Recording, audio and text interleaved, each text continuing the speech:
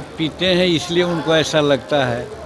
तो यहाँ शराबबंदी है और चोरी छुपे लोग पीते हैं तो उसका क्या हिसाब है, उनको जानकारी है, ज़्यादा तस्करी में लीन रहते हैं या कराते होंगे, इसलिए ऐसा उनको मालूम है। चारों सीट एनडीए के सीट निकलेगा और काफ़ी मतों के अंतर से जीतेगा। वर्ल्ड के लोग कह रहे हैं कि 2030 आते आते भारत संसार का तीसरा अर्थव्यवस्था बन कर रहेगा। तो ये सब सारी बातें प्लस पॉइंट है, जिससे कि झारखंड हो या महाराष्ट्र हो, दोनों में एनडीए की सरकार बनेगी। सर, तेजस्वी यादव कह रहे हैं कि नीतीश कुमार जी को हाईजैक कर लिया है भाजपा वालों ने। उनको कोई हाईजैक कर लिया होगा, नीतीश कुमार कर लिए थे हाईजैक कुछ दिन।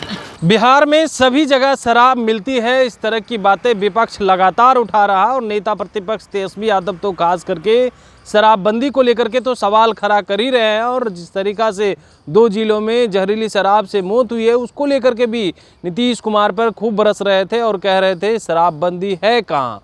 अब इसको लेकर के जब सवाल पूछा गया केंद्रीय मंत्री जीतन राम मांझी से, तो वो तेजस्वी यादव को शराबी बता देते हैं और तस्करी करने वाले बता रहे हैं। क्या कुछ कह रहे हैं केंद्रीय मंत्री जीतन राम मांझी, सबसे पहले आप वो सुने। तेजस्वी यादव को क्यों लगता है सर कि यहाँ शराब हमेशा मिलती है और इजली लेवल लगातार वो हमलावर है बिहार सरकार पर, अनलिमिटेड दारू मिलता है?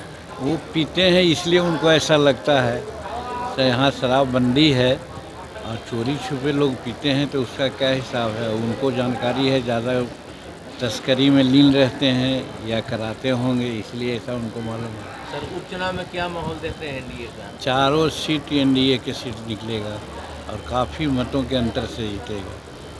झारखंड में सर क्या आपको इनपुट मिल रहा है? झारखंड में अभी हमें जानकारी नहीं है, लेकिन नरेंद्र भाई मोदी जी का जो कार्यकलाप है, जो विश्व स्तर पर उनका नेतृत्व डेवलप्ड हुआ है और आर्थिक दृष्टिकोण से किसानों के लिए, अनएम्प्लॉयडों के लिए जो यहाँ नीतियाँ बनाई है, कार्यक्रम चल रहा है, ये सबसे यहाँ के लोगों को ये उम्मीद बनी है कि भारत का विकास सचमुच में अगर कोई कर सकता है तो नरेंद्र भाई मोदी कर सकता है। और दूसरी बात यह है कि हम नहीं, वर्ल्ड के लोग कह रहे हैं कि 2030 आते आते भारत संसार का तीसरा अर्थव्यवस्था बन कर रहेगा। तो ये सब सारी बातें प्लस पॉइंट है, जिससे कि झारखंड हो या महाराष्ट्र हो, दोनों में एनडीए की सरकार बनेगी। बिहार को सौगात मिली, अयोध्या से सीतामढ़ी के लिए रेल लाइन पास हो गया है केंद्र से। अच्छी बात यही तो चीज़ है, वही है। और फिर आप देखते होंगे कि गुरपा से राजगीर तक के ये है। आप देखते होंगे कि हमारे गया से बॉम्बे का सीधे रेलवे कनेक्शन जुट गया है।